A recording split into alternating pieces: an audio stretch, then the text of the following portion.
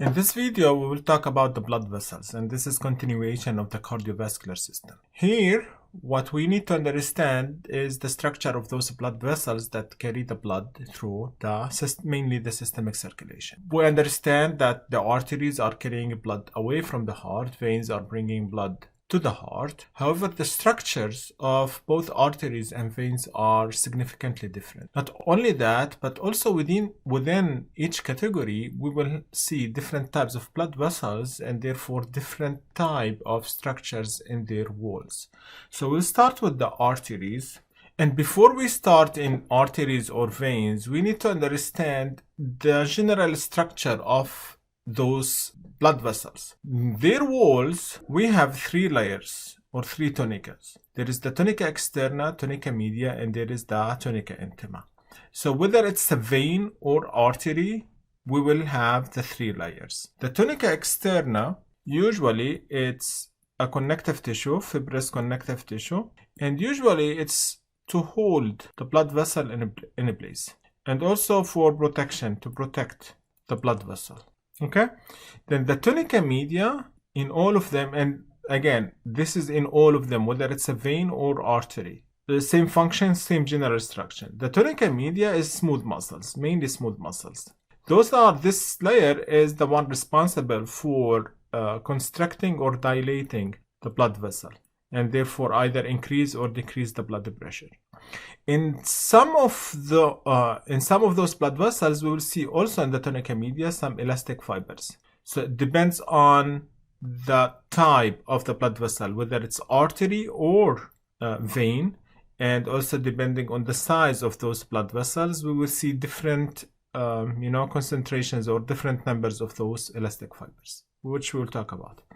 Then the tunica intima, this is the inner layer. This is the one that forms the lumen or line the lumen of the blood vessel. So the blood is here. Usually those cells are epithelial cells, or in blood vessels we'll call them endothelial cells. And those will form like a smooth surface for the blood to run through the blood vessel. Okay, so those are the basic layers. Again, whether in arteries or veins, we will have tunica externa, tunica media, tunica intima, and those are the general structures of all of them. Now, let's see the arteries. For the arteries, depending on how close or far are they from the heart, we will see that the tunica media in all of them is the thickest. In arteries, the tunica media is the thickest, whereas the tunica externa and tunica intima, not so thick. Okay, in the arteries, as much as they close to the heart, we will see plenty of elastic fibers. Okay, therefore those are elastic arteries. Like the aorta, the wall of the aorta contains plenty of those elastic fibers, plenty. Okay, and this is important to maintain the blood pressure, because the more elastic fibers you have, it's more resistance to dilation or to expand. Therefore, this is critical to maintain the blood pressure. Now, between the muscles, we will have the muscular artery. We will see increase in the thickness in the tunica externa. This is again to protect the blood vessel, but still the tunica media is the thickest layer. We will see smooth muscles and some of those elastic fibers. In the arteriole, those are the tiniest in terms of diameter. So in diameters, we are moving toward the arteriole, which is the smallest in diameter. Here still the tunica media is the thickest, but see how many layers? Just 2 layers of cells, 2 layers of smooth muscles. Okay, tunica externa is very super tiny, and the tunica intima is tiny as well. Okay, usually the tunica intima, relatively, it's almost the same thickness. Here, of course, it's much less than here, but it's pretty stable.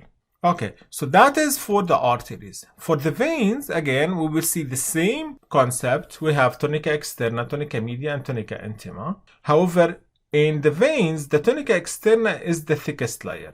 And especially in large veins, like what? Like the vena cava, the inferior and the superior. Here we have a very thick layer of fibrous connective tissue of the tunica externa. Okay?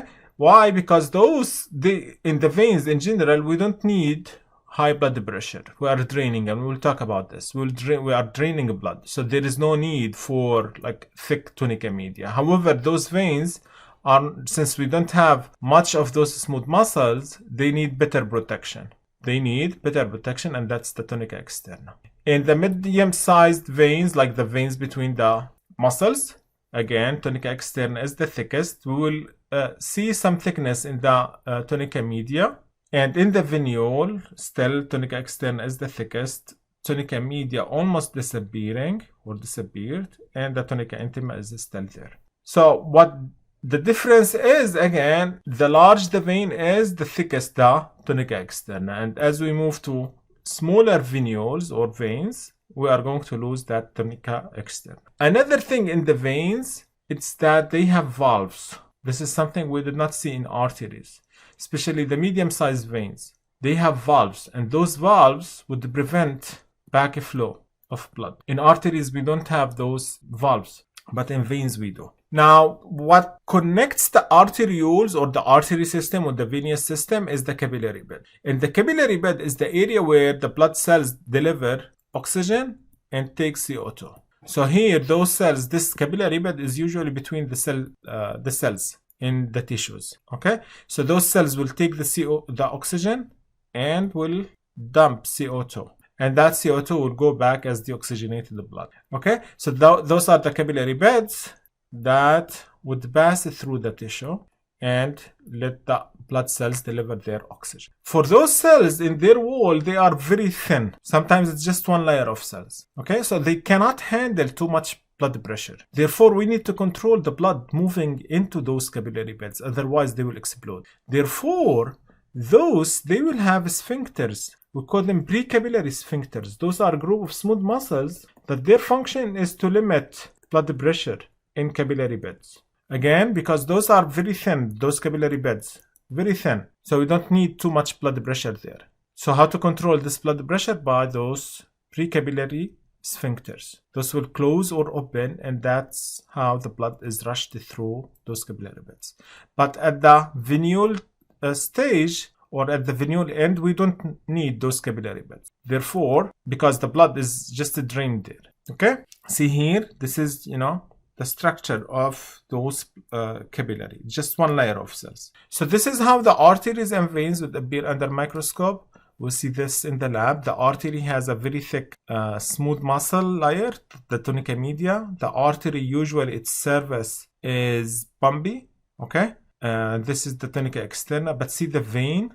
The lumen of the vein is usually irregular. The surface is very smooth, and the thickest layer of the vein is the tunica externa. Now let's talk about the blood pressures. And when we say blood pressure, in general, we are talking about the systemic blood pressure. Blood pressure is the force exerted by the blood on the walls of the blood vessels, because of the blood is pumped into those blood vessels. So every time you have a vessel or a tube and you have fluid in that vessel, the fluid is putting pressure on the walls of the tube. Think sometimes if you have like a hose connected to a water tap, this is the water tap and this is the hose. If you open the water tap, just like barely the water moving in, then you can press on the hose because there is no much fluid there. But if you let more water come into the hose, you will feel that the hose is becoming harder. So that's because of the fluid pressure on the walls of the hose. So that's the same idea of the blood pressure.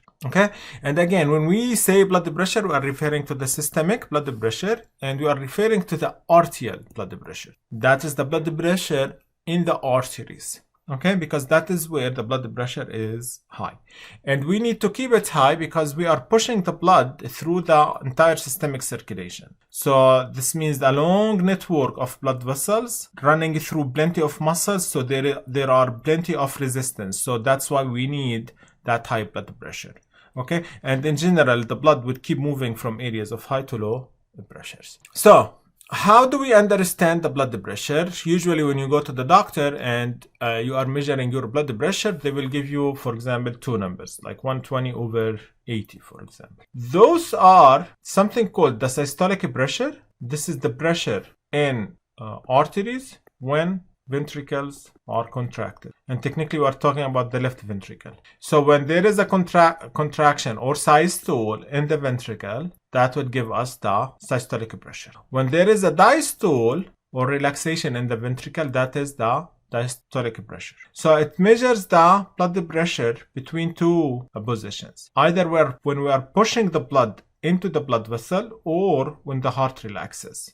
So when you are rushing blood, you are putting more blood. That would cause more blood pressure on the walls of the arteries. Whereas when the heart relaxes, there is less volume of the blood, okay, or less push on the blood. That will be the diastolic pressure. So that's the systole and the diastolic blood pressure. Another term or another thing that we need to be aware of is the mean arterial pressure. The mean arterial pressure is the average of both the systolic and the diastolic pressure. And this would measure the amount of blood, like it's an indication for the amount of blood delivered to blood capillary in a tissue. So think of it, this will indicate how much of blood delivered into the tissue. Then there is the pulse pressure. The pulse, let us understand what are the pulses. The pulses, every time the heart contract, it will send a wave of blood into those blood vessels. So this wave, it will hit the walls of the blood vessel.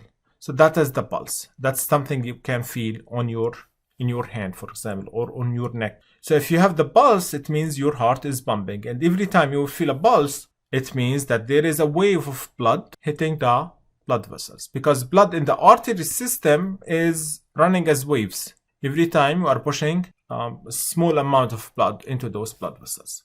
Therefore, the pulse pressure represents how much the heart is contracting. So this is like kind of the force of the heart, or the heart force of pushing blood. Okay, that's the pulse pressure. So those are the four terms. The main ones are the diastolic and the systolic. You need to be completely fine around them. The mean arterial pressure and the pulse pressure, especially if you're going to nurses, to be a nurse, that's where you will sometimes deal with. So this is one concept. The other concept we need to understand is how this blood pressure, the systolic over diastolic, how they are changing as we are moving through the systemic circulation. In the aorta, when we said like we measured the blood pressure 100/90 or 80, this blood pressure is the blood pressure in the aorta. So when they are putting the calf over your arm and they are pumping air there, they are trying to represent the aorta.